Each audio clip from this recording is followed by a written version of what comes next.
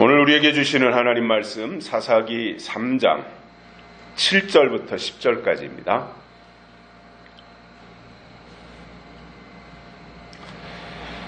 (364쪽) 사사기 3장 7절에서 10절 봉독해 드립니다.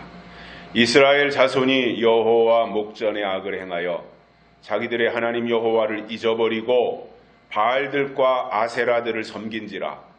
여호와께서 이스라엘에게 진노하사 그들을 메소포타미아 왕 구산 리사다임의 손에 파셨으므로 이스라엘 자손이 구산 리사다임을 8년을 섬겼더니 이스라엘 자손이 여호와께 부르짖음에 여호와께서 그들을 위하여 한 구원자를 세워 구원하게 하시니 그는 곧 갈렙의 아우 그나스의 아들 온니엘이라.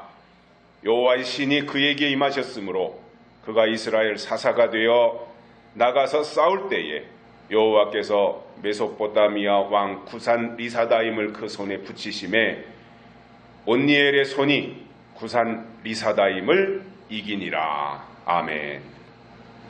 한 주간 동안 평안하셨습니까? 날씨가 추워지고 있는데 건강관리 잘 하시고요. 또 새로운 코로나 바이러스가 퍼지고 있다고 합니다. 특별하게 우리가 비중을 두고 긴장을 늦추지 말고 생활을 하는 것이 자신의 건강을 잘 지키는 길이 되지 않을까 생각을 해봅니다. 저는 가끔씩 이런 생각을 하면서 저 스스로가 마음의 위로를 삼을 때가 있습니다. 뭐냐면 우리가 여건은 되지 않지만 시골의 작은 도시의 변두리에서 성경을 통해서 하나님이 주신 꿈을 키우고 그리고 그 꿈이 이루어지기를 기다리는 사람들이 남아있다고 하는 것이 기적이다, 이렇게 생각을 하고 있습니다. 돈 많은 부자가 있는 것도 아니고 사회적인 지위를 갖춘 사람들이 있는 것도 아닌 채 그냥 평범하게 보리떡과 같은 사람들이 모여 있으니 누가 여기에 기대를 하고 관심을 갖겠습니까? 사람들이 많이 모였다면 그래도 규모가 있으니 사람들이 뭔가 기대를 할지 모르지만 우리의 여건은 전혀 그렇지 않기 때문에 누가 관심조차 갖지 않고 눈여겨보지도 않는 상황입니다. 그러나 다윗의 아둘람 굴을 보면 거기에 모인 사람들이 400명이었습니다. 400명이면 어느 정도 숫자가 되잖아요. 400명 정도 모였다면 뭔가 의기투합하면 웬만한 일은 능히 다 해낼 수 있을 것입니다. 그런데 다윗에게 모인 400명을 보면 전혀 도움이 안 되는 사람들이에요. 다윗에게. 또 사회적으로 영향력도 거의 없는, 그야말로 별 볼 일 없는 사람들이었습니다. 그들의 면면을 보면 성경은 이렇게 말합니다. 그 400명은 빚진 자들이다 이겁니다. 그리고 쫓겨다니는 자들이다 이겁니다. 원통한 자들이다 이렇게 말씀하고 있습니다. 이것이 아둘람 굴에 모인 400명의 형편이에요. 그들 속에 나름대로 가지고 있었던 꿈이 있었을지 모릅니다. 희망이 있었을지 모릅니다. 그러나 꿈은 그냥 이루어집니까? 희망은 가만히 있는데 거저 이루어집니까? 뭔가 노력을 해야 되고 투자를 해야 되고 거기에 계속해서 공부를 해야 되고 이러한 것이 뒷받침이 돼야 되는데 여기에 모인 사람들을 보면 그러한 꿈을 펼칠 기회조차 잡지 못하는 사람들이었습니다. 그러면 그 당시에 왕이 사울 왕이에요. 사울 왕은 왕 위에 있는 사람들은, 왕의 자리에 있는 사람들은 이렇게 많은 사람들이 몰려다닌다든가 그러면 반란을 일으킬까봐 견제하게 돼 있어요. 400명이 왕의 입장에서 보면 많은 숫자는 아니라고 생각했겠지만 그래도 뭔가 거기에 신경이 쓰일 수밖에 없는데, 왜냐하면 400명이 모여 있으니 뭔가 북적댔을 거 아니에요. 그리고 그러한 것이 입소문을 타고 금방 다 이곳저곳으로 다 퍼져나갔을 겁니다. 그렇지만 사울의 왕궁에서는 누구 하나 아둘람굴을 거들떠보는 사람이 없었던 것입니다. 왜냐하면 거기에 모인 사람들을 보니까 빚진 자들이고 쫓겨가는 도망자 신세에 있는 사람들이고 그리고 가난뱅이 노숙자들이 거기에 모여 있다고 하는 소문이 사울 왕에게까지 들어갔겠죠. 그 사람들은 노숙자들입니다. 그 사람들은 원한이 많은 사람들입니다. 도와줘봤자 고마운 것도 모르는 사람들입니다. 그러니 누구 하나 신경 썼겠어요.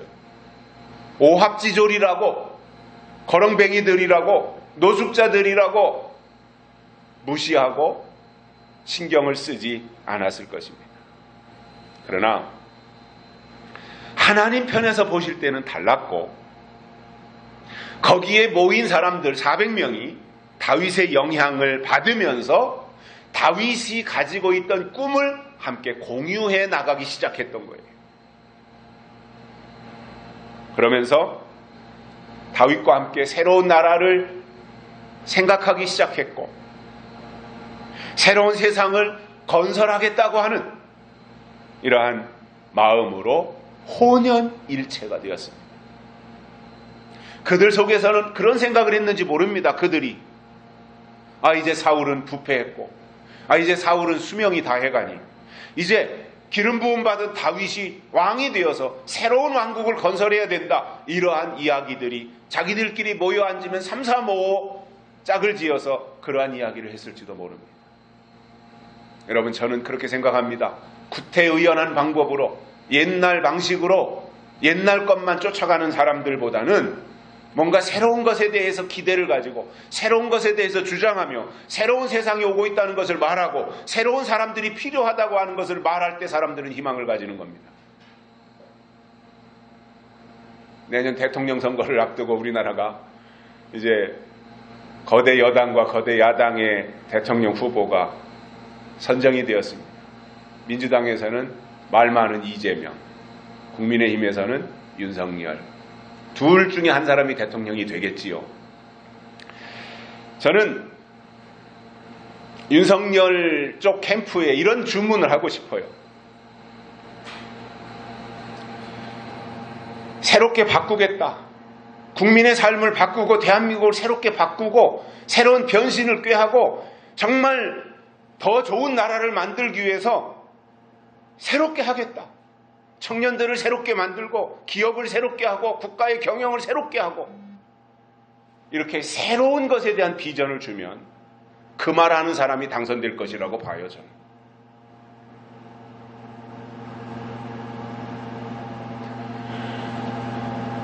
캐캐 묵은 옛날 것 쫓아가서는 새로운 시대를 절대로 열지 못합니다.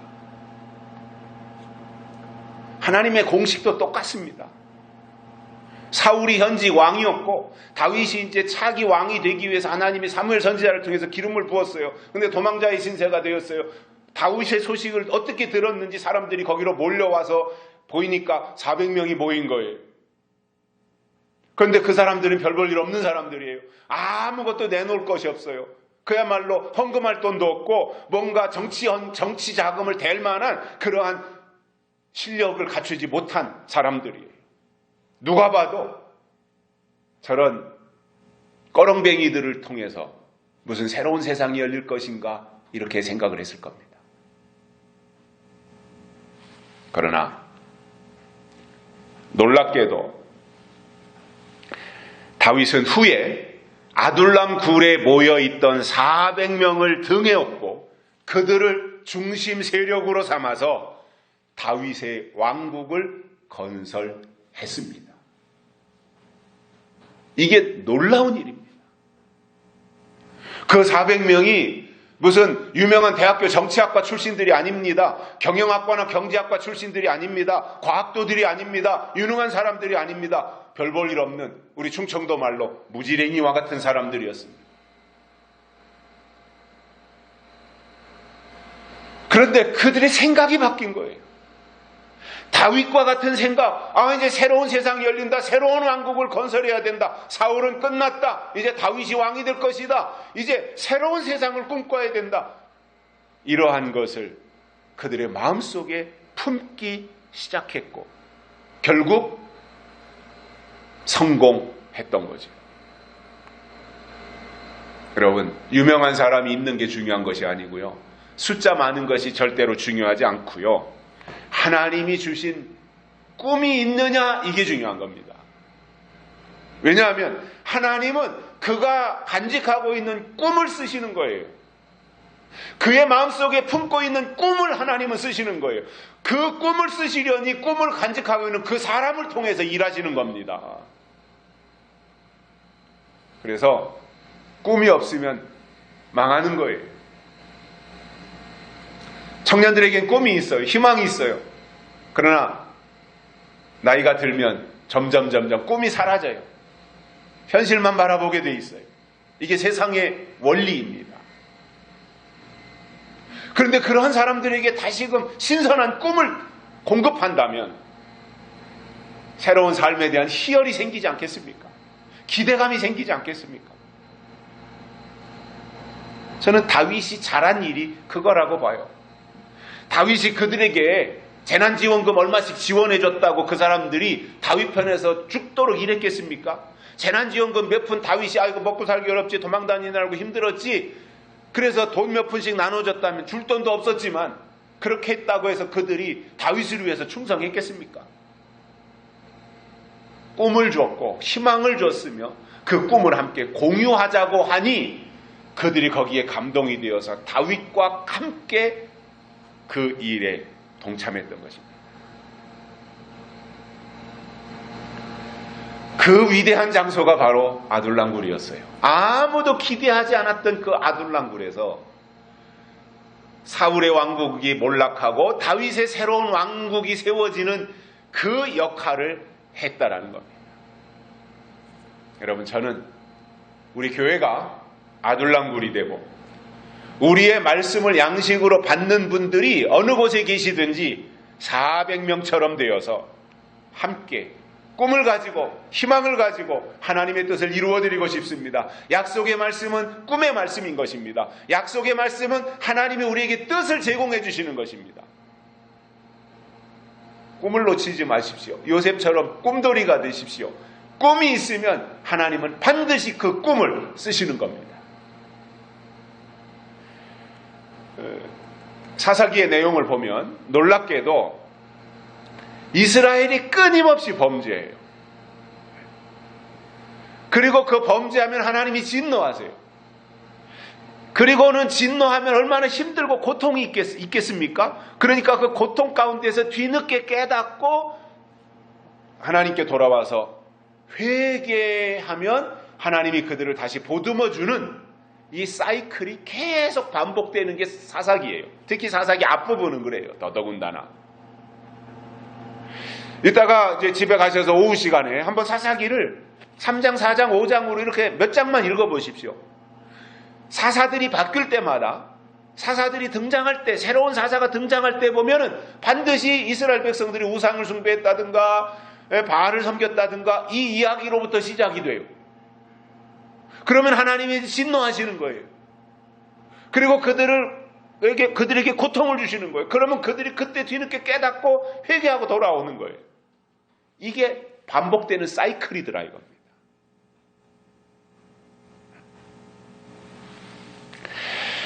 정말 하나님의 은혜를 입었으면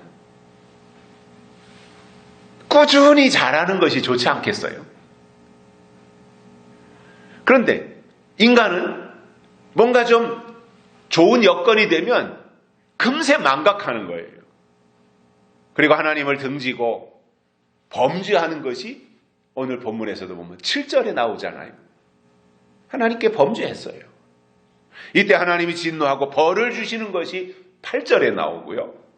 그 가운데서 깨닫고 회개할 때 하나님께서 돌이키시고 회복시켜 주시는 내용이 9절에 나와요. 제가 읽어드리진 않아요. 가셔서 다시 한번 읽어보시면 좋겠어요. 자, 우리 인간이라고 하는 것은 참 복잡하기도 하고 어찌 보면 또 단순하기도 한데, 그리고 굉장히 다양한 사람들이고 또 다 생각이 다르고 기질이 다르고 살아가는 방식이 다르고 요구가 다르고, 이것이 사람인데 그 사람들을 보면 배부르고 등 따스면 세상 것을 따라가는 본능이 있는 것 같습니다. 그래서 하나님은 하나님의 사람들을 관리하실 때, 하나님이 하나님의 사람들을 다루실 때 적당하게 부족할 만큼의 고통을 주시고, 그리고 느슨해지지 아니하도록, 그의 삶이 흐트러지지 아니하도록 늘 긴장하며 살아가는 사람이 되도록 하나님이 그들을 이렇게 돌보고 계시다라는 거예요. 그런 의미에서 볼 때 육신이 편안한 것이 축복이 아니라, 육신이 내 계획대로 내 생각대로 잘 되는 것이 축복이 아니라, 하나님과 끝까지 동행하며 살아가는 이것이 최고의 복이라는 사실입니다. 어려울 때도 동행, 잘 될 때도 동행, 이게 이루어져야 돼요. 그런데 거의가 어려울 때는 주여 찾고, 어려울 때는 도와주세요, 평생을 내가 주를 위해 살겠습니다, 이렇게 하다가 그 고난 어려움에서 벗어나면, 그래서 좀 더 잘 되면 그때부터는 다시 고개를 빳빳하게 쳐들고 자기가 잘난 줄 알고 살아가게 되더라 말입니다. 오늘 본문에는 범죄하고 그리고 진노 속에서 하나님께 부르짖을 때 하나님이 한 구원자를 보내셨다라는 거예요. 그 사람이 이름이 온니엘이었어요. 그리고 이 온니엘은 사사기에 나오는 이스라엘의 첫 번째 사사가 되었어요.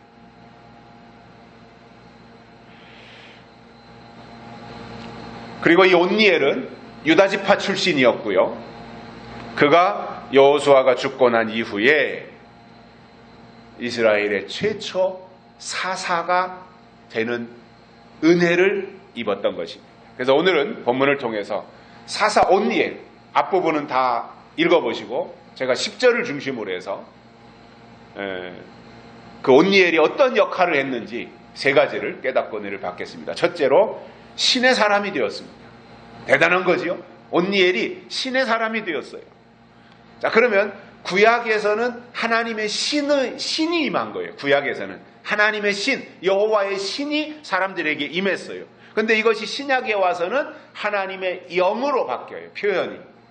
그러나 뭐 내용이 들어가서 보면 다 그게 그거지만 표현은 그렇게 바뀌어서 신약에서는 하나님의 영, 이것을 다른 말로 성령이다, 이렇게 표현을 하는데, 우리 기독교 신앙은 이론으로 하나님을 알거나 머릿속으로 하나님을 이해하는 정도가 아니라 하나님의 신을 받는 것이 궁극적인 우리 기독교 신앙의 목표예요. 무당을 하는 사람들을 보면 반드시 무당들의 얘기를 들어보면 그 과정이 하나 있습니다. 뭐냐면 어느 날 자기에게 신내림이 있었다 이거예요. 그러니까 그는 나는 그냥 평범하게 살고 싶은데, 그리고 신내린 사람들을 보면 거의가 다 여자들이잖아요. 그러니까 나는 그냥 평범하게 이렇게 가정을 이루면서 살고 싶은데 나에게 신내림이 있다고 하는 뭔가 느낌이 올 때, 어떠한 강력한 어떠한 그 나름대로의 귀신의 신내림이 있을 때 그것을 거절하려고 발버둥을 치지만 결국은 그것을 거역하지 못하고 무당이 됐다라는 고백을 한결같이 합니다. 저도 제 선배 와이프가 무당하는 분이 있기 때문에 가끔씩 얘기를 할 기회가 있어서 물어보면 저는 또 이제 관심이 있으니까 물어보게 됩니다. 무당의 삶이 어떤 건가? 어떻게 무당이 됐는가? 무당도 반드시 귀신으로부터 부르심이 있었다 이거지요. 그래야 신들린 무당이 되어서 용한 무당이 된다라는 겁니다. 하물며 하나님의 사람들, 하나님의 종들, 이런 사람들은 말할 것도 없이 하나님의 신이 임해야 됩니다. 하나님께로부터 신내림이 있어야 된다 그 말이에요. 오늘 본문에 보시면 온니엘에게 하나님의 신이 임했다 이렇게 말씀하고 있습니다. 그래서 하나님을 믿는 사람들에게 최고의 축복이 있다면 그것은 하나님의 신 또는 하나님의 영이 임하는 거예요. 오늘날 기독교가 기복신앙으로 치우쳐서 자꾸 물질을 축복이라고 생각을 하고 세상의 어떠한 부귀영화를 누리는 것을 축복이라고 생각하고 어떤 세상적 사회적 지위를 높이 갖는 것을 복이라고 생각하지만 그것은 세속적 개념의 축복이고요.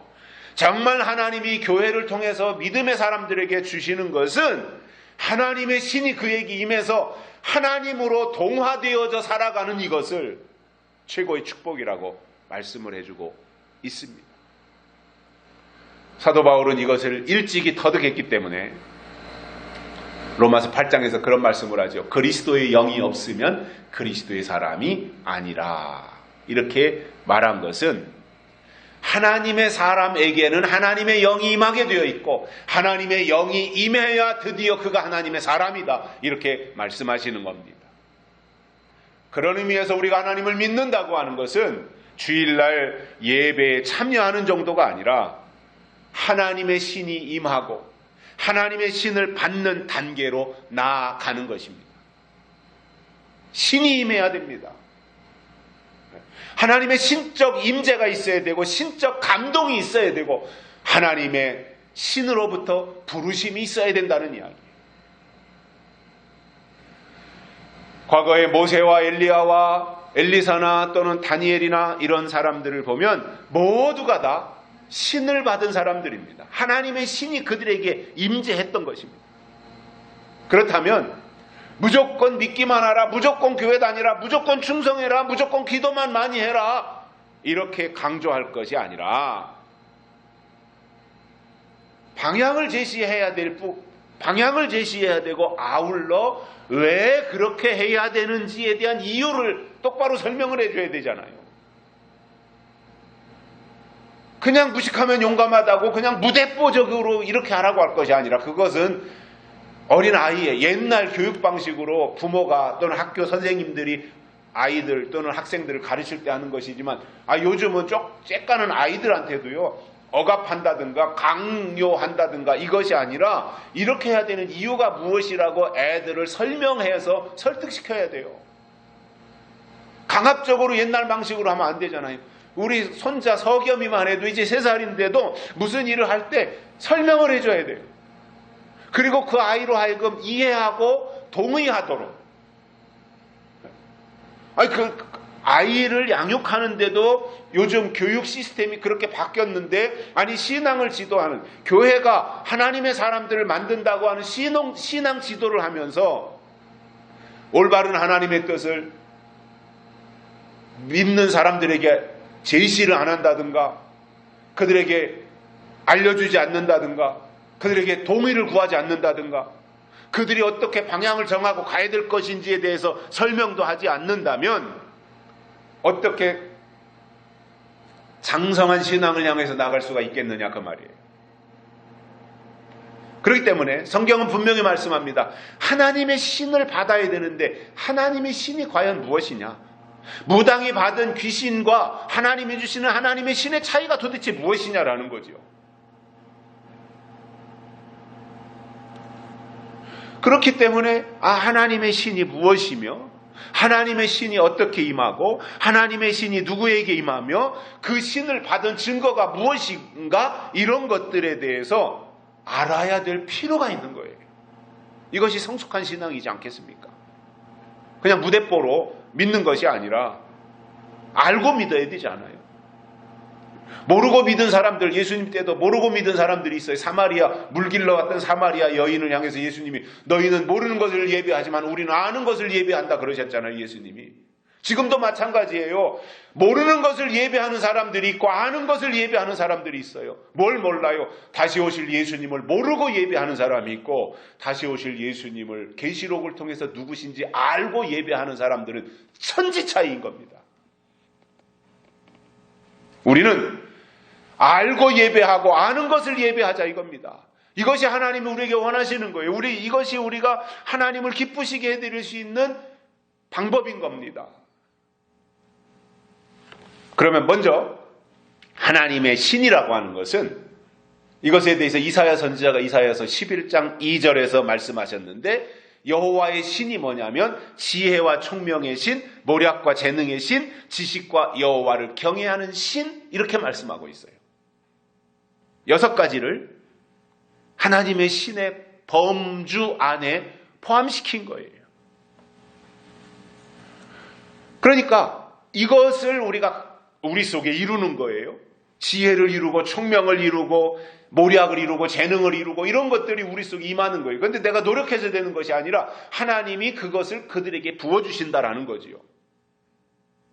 하나님의 신이라고 하는 것은 내가 하나님의 신을 받고 싶습니다. 나에게 하나님의 신을 주세요 해서 주는 것이 아니라 여러 가지 조건이 맞으면 하나님이 그에게 부여해 주시는 것이 하나님의 신인 거예요.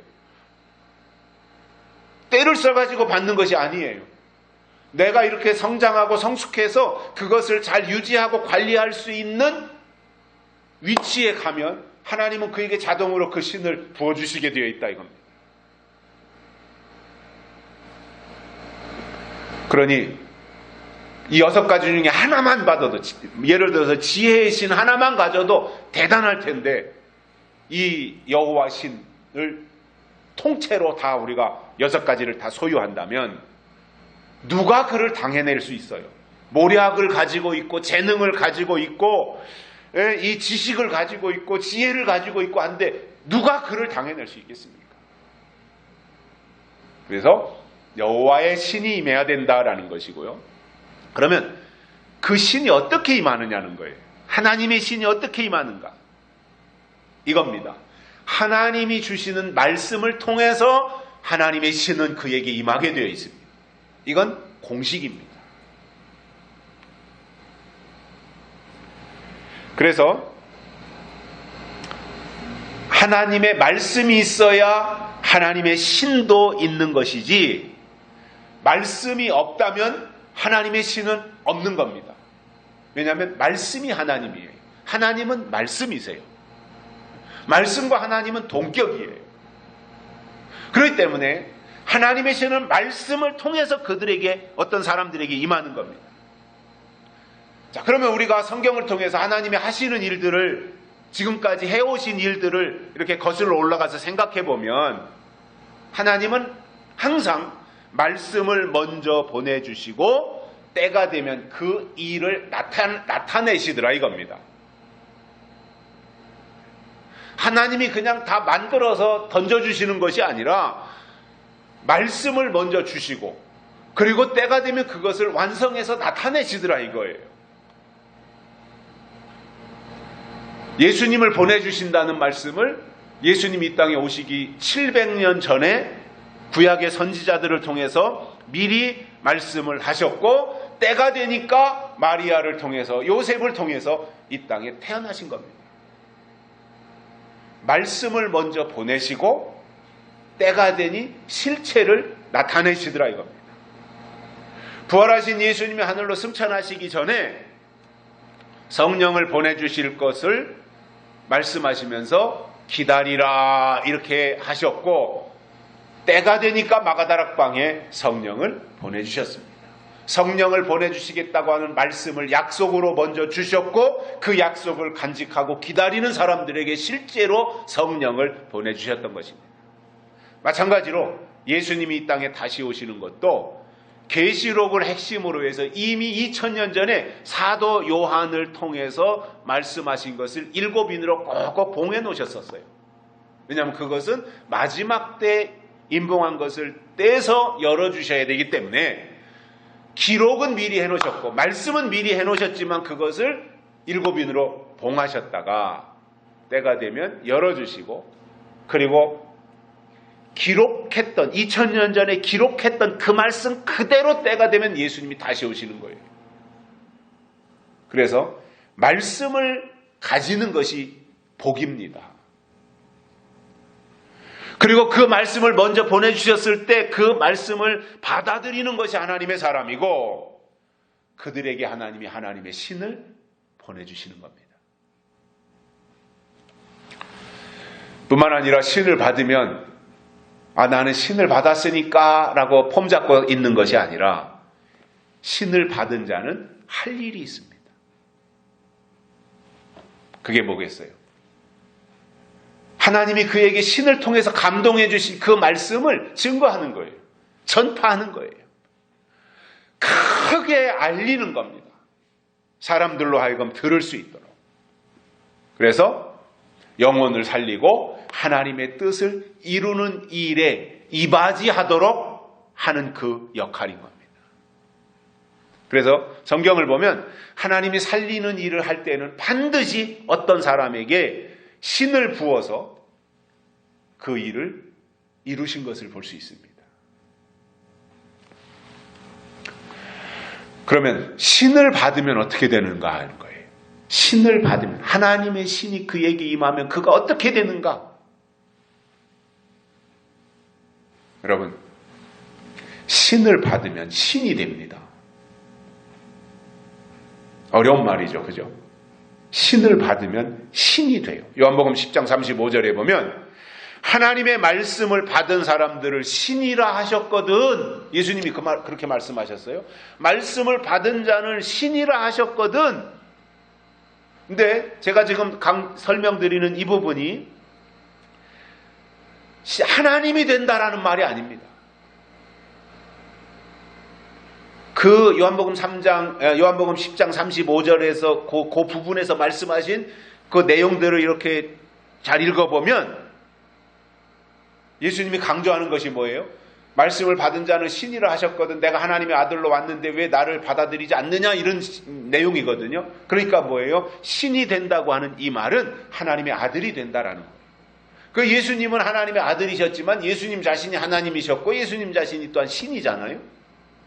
그러나 그것은 나중에 보니까 그런 것이었고 예수님이 실제로 이 땅에 오셨을 때 2000년 전에 오셨을 때는 그냥 예수님은 사람의 아들로만 봤던 거죠. 사람들은 그 당시에 유대인이나 바리새인들은 목수의 아들로만 봤던 거지요. 그러나 예수님은 자신에 대해서 소개하기를 나를 본 자는 하나님을 본 거다. 나는 하나님이다. 하나님이 나를 보내셨다라는 것을 계속해서 강조했어요. 근데 왜 너희는 나를 안 믿느냐? 이미 구약의 선지자들이 나에 대해서 말을 했는데 너희는 선지자들의 말을 인용하면서도 나를 믿지 않는 것은 너희가 들을 줄 알지 못하기 때문이다 라는 말씀들을 요한복음 10장에서도 계속해서 반복해서 그들을 지적하고 책망하신 것을 성경을 통해서 우리가 깨달을 수 있는 겁니다. 그리고 신을 받은 증거가 있는데 요엘서에 보면 장래일을 말하고 늙은이가 꿈을 꾸며 젊은이가 이상을 보게 된다라는 말씀을 해주고 있습니다. 이것이 신을 받은 증거인 것입니다. 그렇기 때문에 인간적으로는 도저히 불가능한데 그 일이 이루어진 것을 가리켜서 우리는 하나님이 하셨구나 라고 말하고 그것을 다른 말로 신의 역사다 이렇게 부르는 거예요. 스가랴서 4장 6절에 보면 그런 말씀이 있습니다. 이는 힘으로도 되지 아니하며 능으로도 되지 아니하고 오직 여호와의 신으로 되느니라 이렇게 말씀하고 있어요. 그래서 하나님의 역사를 다른 말로 신의 역사라고 하고 신의 역사라는 말은 사람의 힘으로는 도저히 불가능한데 나중에 가서 보니까 결과적으로 이루어졌을 때 그것을 신의 역사다 이렇게 말하는 거예요. 그런 의미에서 이스라엘 백성들이 430년 동안 종살이 하다가 탈출한 애굽의 출애굽 역사 있잖아요. 그것은 신의 역사인 겁니다. 불가능한 일을 하나님이 하셔서 가능하게 만들어 주신 거예요. 그래서 출애굽의 역사는 신의 역사이고요. 골리앗이 나타났을 때 이스라엘의 장수들이 다 잠수 타고 숨어버리고 어디로 도망가버리고 나타나지 않고 싸울 의지를 다 상실하고 있을 때 다윗이 나타나가지고 골리앗을 무찔렀는데 그것도 하나님이 하신 일입니다. 다윗을 통해서 신의 역사였던 거예요.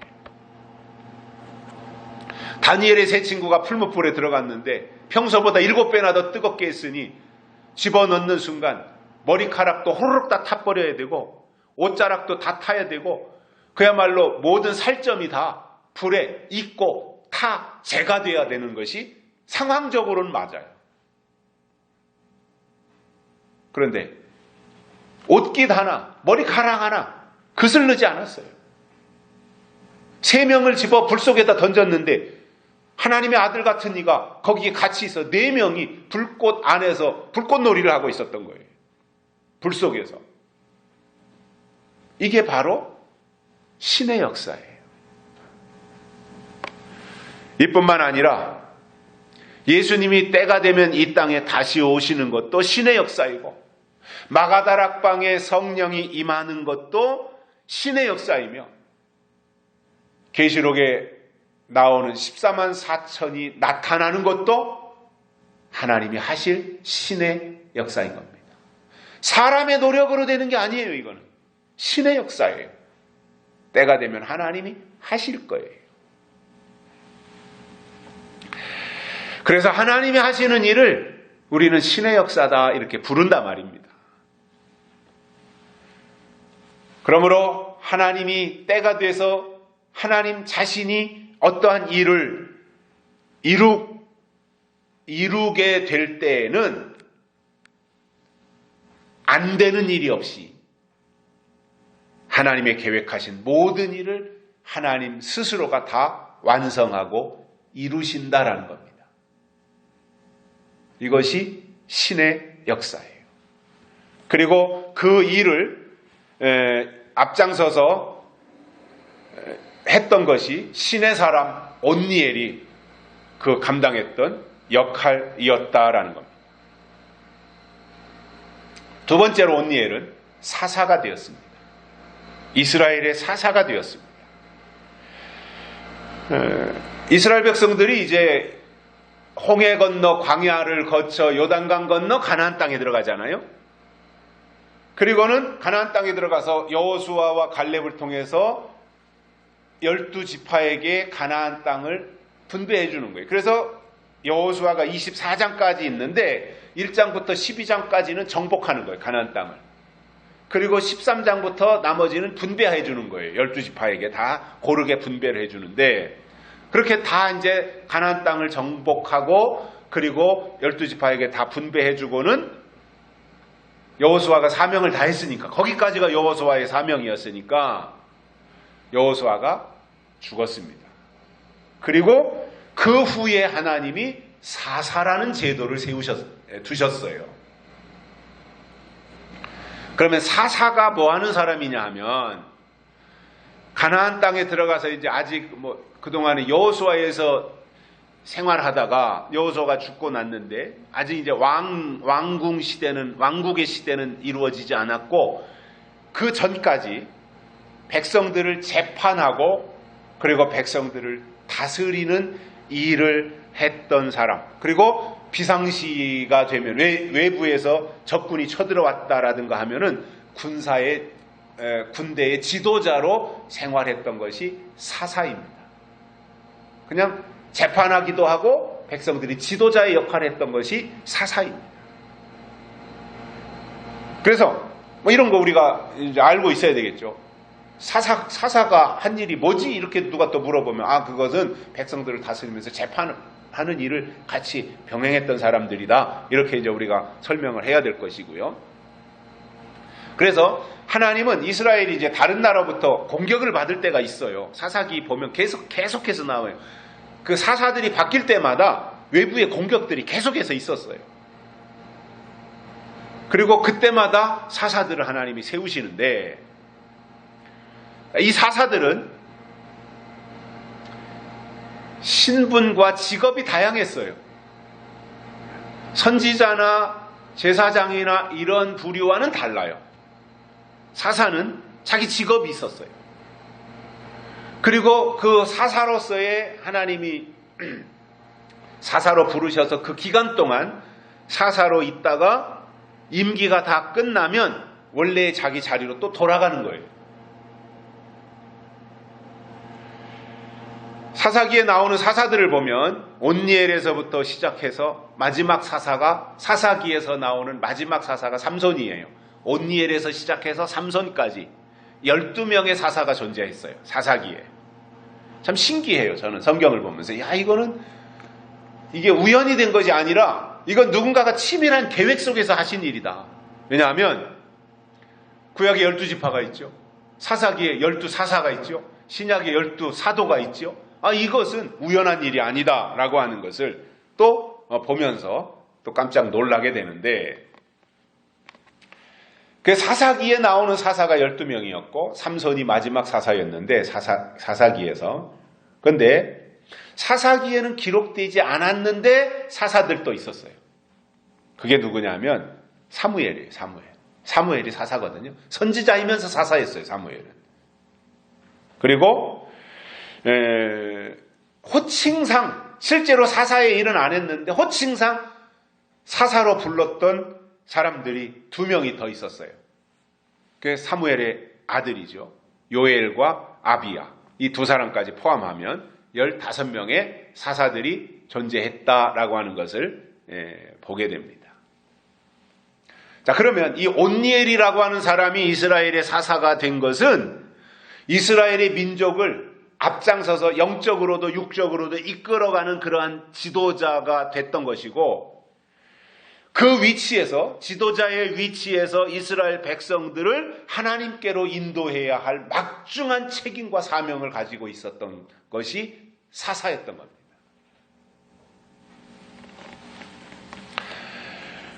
그런데 이제 뒤에 가서 보면 다른 사사들은 다 시작은 좋았는데 중간에 아니면 끝에 별로 이렇게 좋지 않은 사사들이 참 많았어요. 그런데 온니엘은 시작부터 끝까지 좋았어요. 그는 평소에도 신앙훈련을 너무나 잘 받았고요.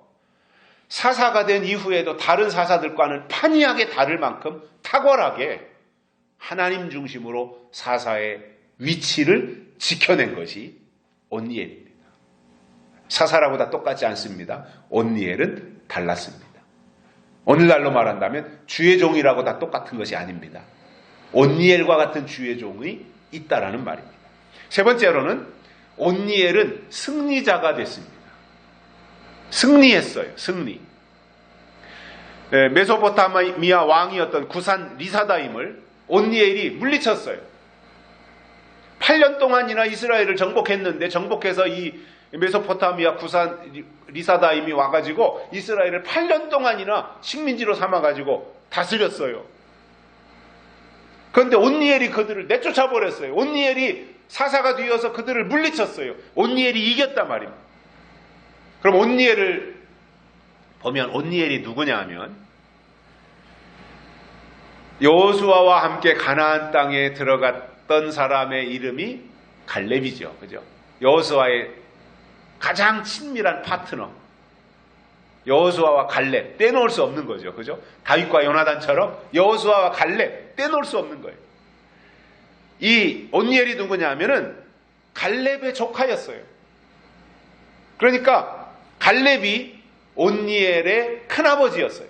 갈렙의 동생의 아들이 온니엘이었으니까 온니엘은 갈렙을 향해서 큰아버지 이렇게 불렀던 거예요. 그리고 이 온니엘이 갈렙의 밑에서 이렇게 생활을 하다가 나중에 큰아버지 갈렙의 눈에 들어서 갈렙의 딸과 조카 온니엘을 결혼시킵니다. 그래서 조카이면서 사위가 된 거예요. 지금 같으면 있을 수 없는 일이죠. 그죠? 사촌간이 어떻게, 친사촌인데 어떻게 사촌이 했겠어요. 근데 그 당시의 문화, 이스라엘의 문화가 뭐예요? 피가 섞이면 안 되잖아요. 이방인들의 피가 섞이지만 혈통을 보존해야 되는 것이 그 당시 이스라엘, 하나님이 이스라엘에게 요구하신 거예요. 선민이라고 하는 혈통을 지키는 게 제일 중요한 거예요. 그러니까 구약에서 이스라엘은 뭐예요? 근친혼이었습니다. 근친혼. 이삭도 그랬고 야곱도 그랬고 다 근친혼이에요. 왜냐? 하나님은 피가 섞이면 안 된 거죠. 혈통을 보존해야 됐기 때문에 그것을 더 중요하게 하나님이 생각을 하셨던 겁니다. 자, 그러면 하나님이 세우셨던 사사들을 보면 완벽한 사람들이 거의 없어요. 다 흠결사항이 있었어요. 그런데 온니엘은 완벽했어요.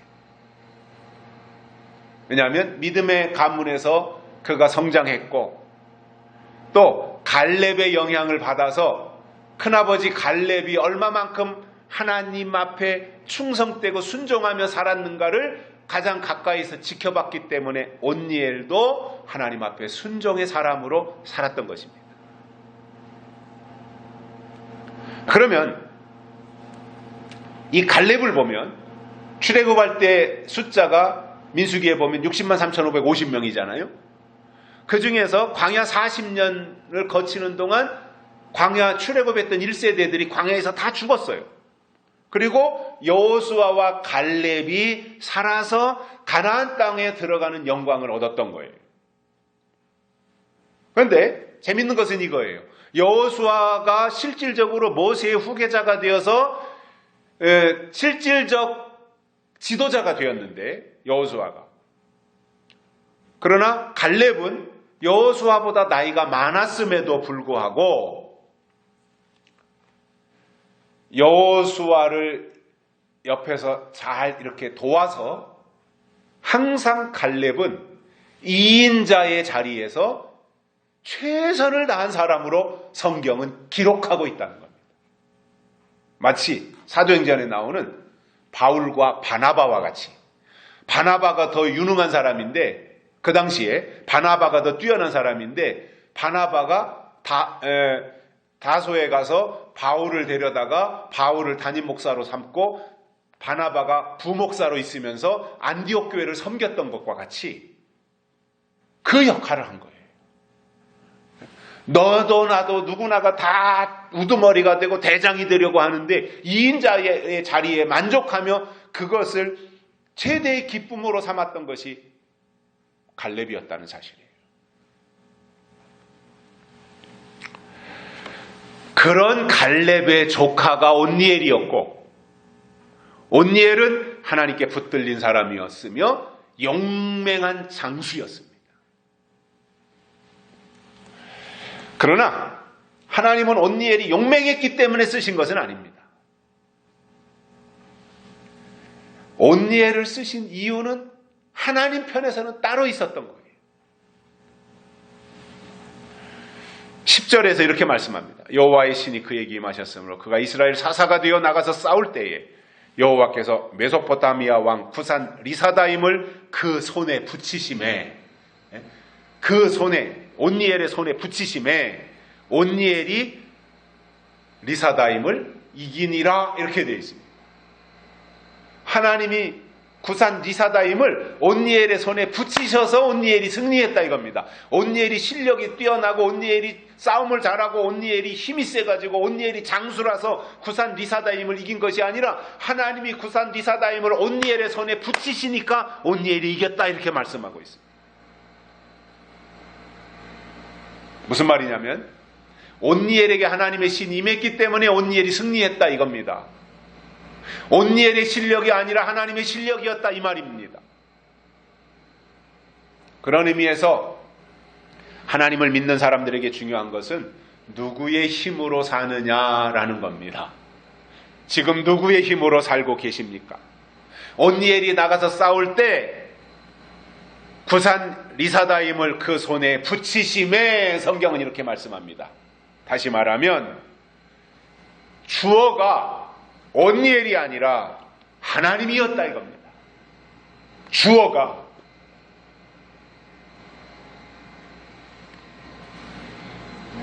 그래서 이스라엘의 구원은 하나님이 이루신 것이었고 온니엘은 하나님의 손에 붙잡혀서 쓰임받은 것이었습니다.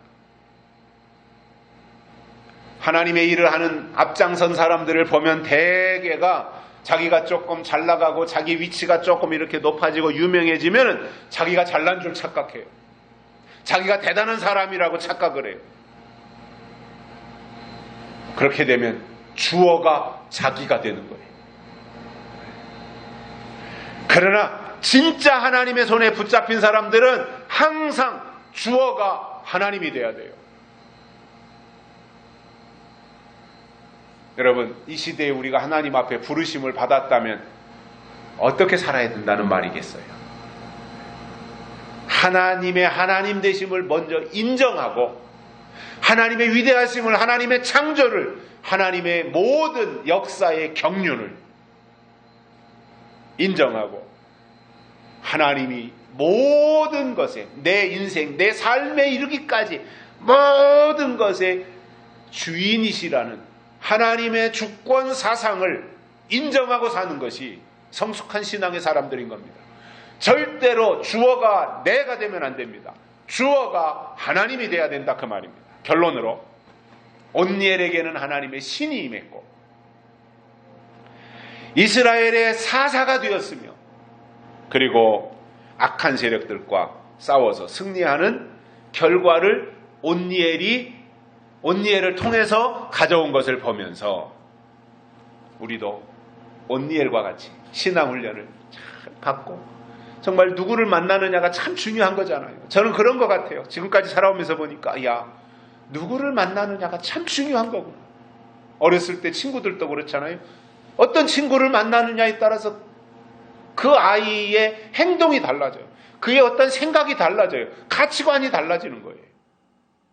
누구를 만나느냐. 온니엘은 큰아버지 갈렙을 만났고 그 갈렙 주변에서 여호수아를 만났고 그 이전에 모세를 만났을 것이고 이러한 중요한 위치에서 중요한 사람들과 영적인 삶의 모습들을 그 흔적들을 보면서 살았던 것이 온니엘이었고 그렇기 때문에 남다르게 그는 치우치지 아니하고 그에게 하나님의 신이 임하고 사사가 되고 승리하는 삶을 살았던 것을 보면서 우리도 온니엘처럼 하나님의 사람으로 살아가는 은총이 있기를 주의 이름으로 축복합니다. 살아계신 하나님 아버지 감사합니다. 오늘 또 불러주시고 말씀을 듣게 해주셔서 감사를 드립니다. 온니엘과 같은 하나님의 사람으로 살게 하여 주시고 온니엘에게 임했던 하나님의 신이 우리에게 크게 임하고 하나님의 손에 붙잡혀서 이 시대를 구원하고 이 시대를 살리며 악한 영들의 머리통을 깨부수고 승리하는 믿음의 사람들로 살아가도록 축복해 주옵소서. 다시 오실 예수님의 이름으로 간절히 기도드리옵나이다. 아멘. 344장 부르시면서 헌금 드리시겠습니다.